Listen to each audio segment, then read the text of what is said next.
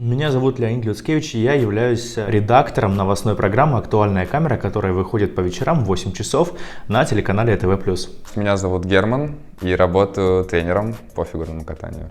Меня зовут Саша, я врач-резидент по специальности урология. Меня зовут София, я работаю учителем математики и классным руководителем в Аватутколь. Как ты выбрал эту профессию? Когда-то я очень негативно относился как к журналистам, так и к молодежным телевизионным и любым другим журналистским студиям. Но однажды, опять же, благодаря своей маме, потому что мама меня, можно сказать, заставила поехать на курсы по журналистике в Таллин, которые я, скажем так, хорошо и с удовольствием закончил.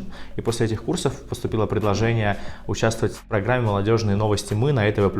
После этой программы, точнее уже в ходе ее съемок, я понял, что это то, чем я хочу заниматься, то, что мне нравится. У меня мама тренер, и поэтому она меня отправила вот как раз в 2 года кататься тоже.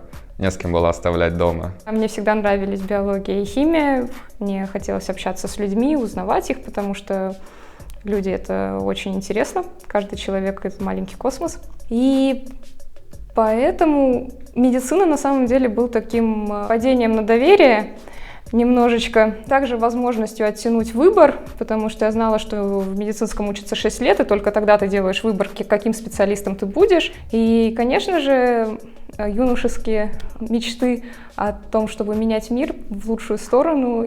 Поэтому все в одном. Это была случайность. На самом деле случайность такая предопределенная еще в детстве, наверное, потому что мне очень нравилось помогать воспитателю в детском саду, работать с детьми. Какое у тебя образование?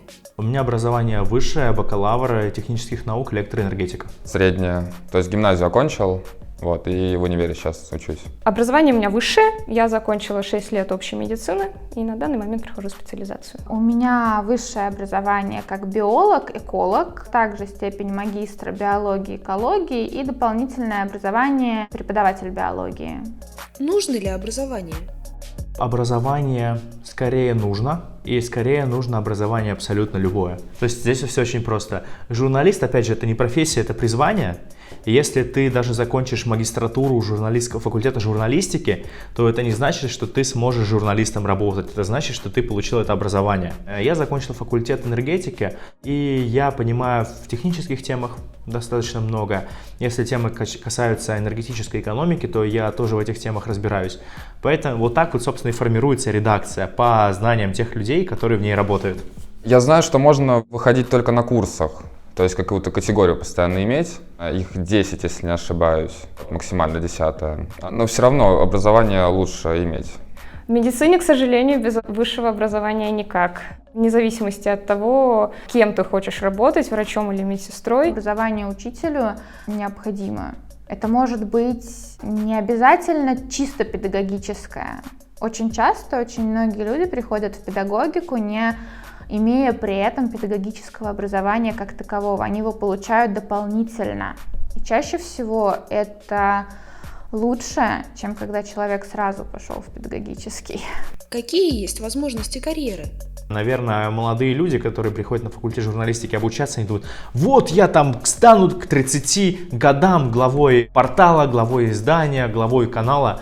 Но таких человек у нас по Эстонии, их можно на пальцы пересчитать, которых вообще руководят чем-то в сфере медиа. Да, наверное, скажем так, карьерный рост, можно стать специалистом по коммуникации на каком-то частном предприятии, либо в государственных структурах, пресс-секретарем, опять же, специалистом по коммуникации. Есть возможность пойти в политику. Карьерный рост журналистики зависит лишь только от фантазии человека, который себе свою карьерную дорогу придумывает. Можно работать просто тренером каких-то детей, которые хотят там раз в неделю покататься, и им нравится встречаться с друзьями на льду.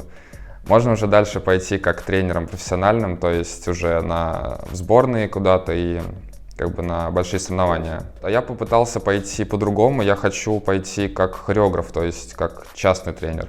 Вот это меня интересует. Можно заниматься исследовательскими работами, это сейчас очень поощряется, потому что врач не должен только сидеть в своем кабинете и заниматься пациентами, он должен продвигать науку вперед. Также в любой момент можно, опять же, уйти на какую-то административную должность, будь то в пределах твоего отделения или в пределах больницы, или уже на государственном уровне.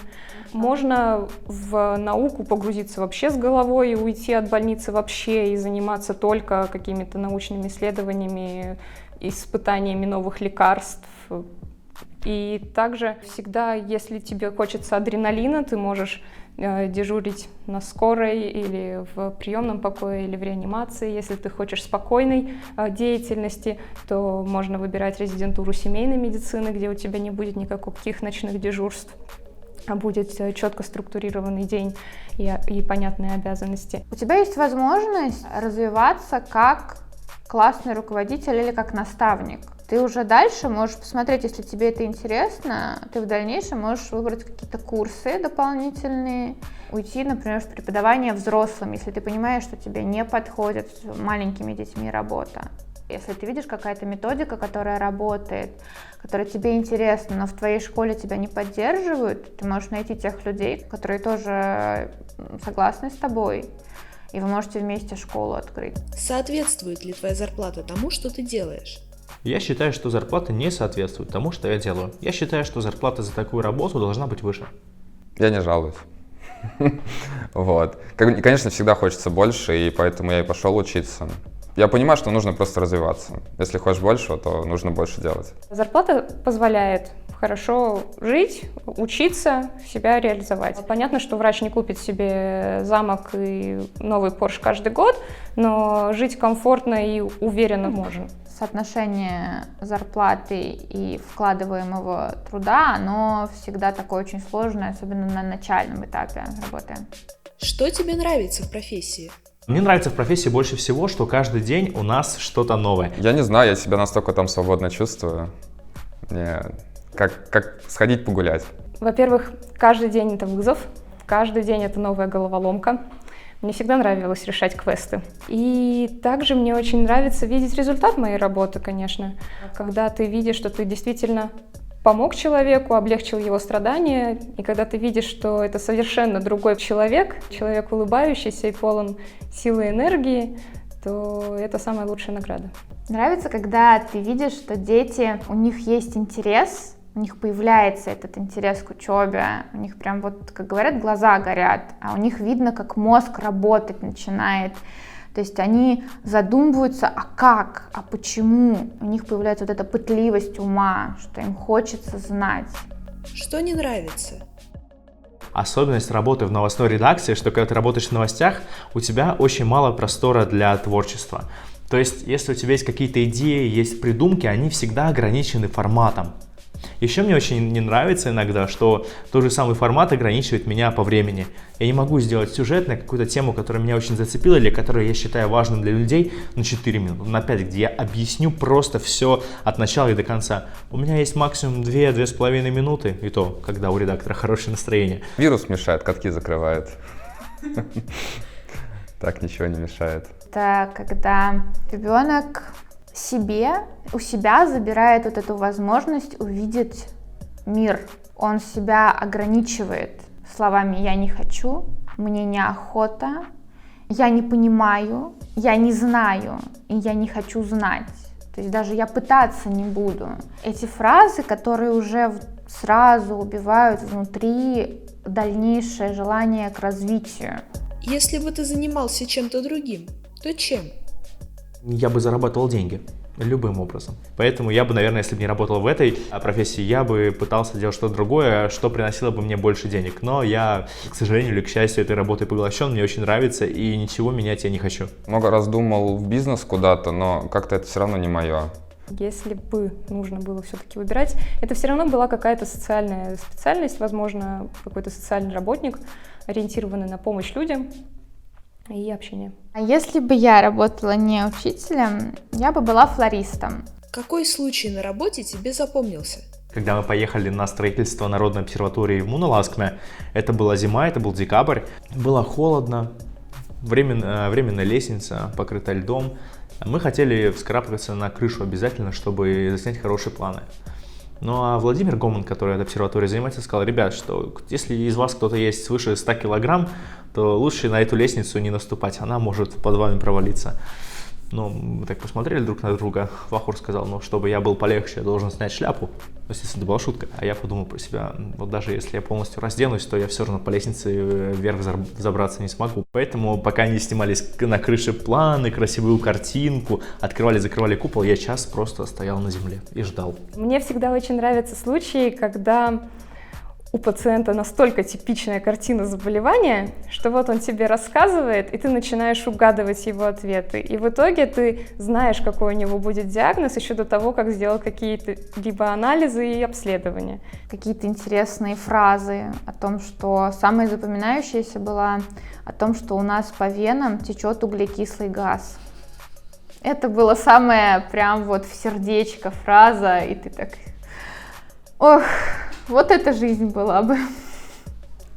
Вот это вот он запомнил. Ну, вот так ребенок запомнил. Что бы ты посоветовал тем, кто хочет работать в этой сфере? Совет номер 1.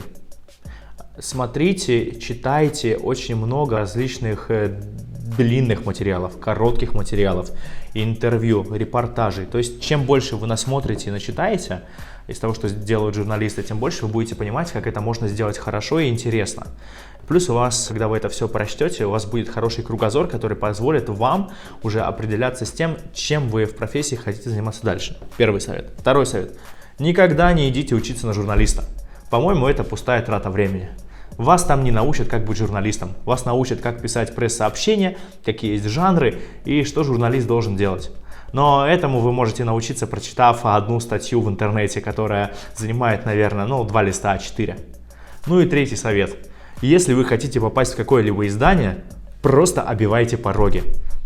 Например, если вы хотите попасть на телевидение, а видите, что снимается передача, записывайтесь в публику. День тени, идите туда.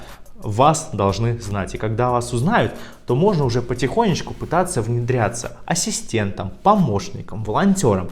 После этого, когда вы уже будете в этой системе, вам найти для себя место работы в этой системе будет, не то чтобы просто, но возможно во всяком случае. Чтобы просто не останавливались и двигались дальше постоянно. Если сейчас кажется, что этого достаточно, то потом будет казаться иначе, и потом уже не вернуть ничего. Просто развиваться дальше, пытаться что-то найти, что-то придумать. Может как-то по-другому зайти с другого хода. Если с этого не получается, может по-другому получится зайти. Если хочется, то только дерзайте, не бойтесь ошибиться, потому что, опять же, у меня был страх в мои 19 лет, что нужно сразу обязательно поступать. Как так, если ты сразу не поступишь, ты потеряешь год, ты будешь уже старым, как ты дальше будешь учиться? А во время университета я поняла, что это совсем не так. К счастью, у нас можно менять специальности, можно перепоступать сколько ты хочешь, можно брать год, колесить по миру, искать себя и тогда понять, что ты именно хочешь. И когда ты поймешь, то твой путь к этой цели будет еще интересней. Стоит попробовать, просто пойти вести какие-то курсы.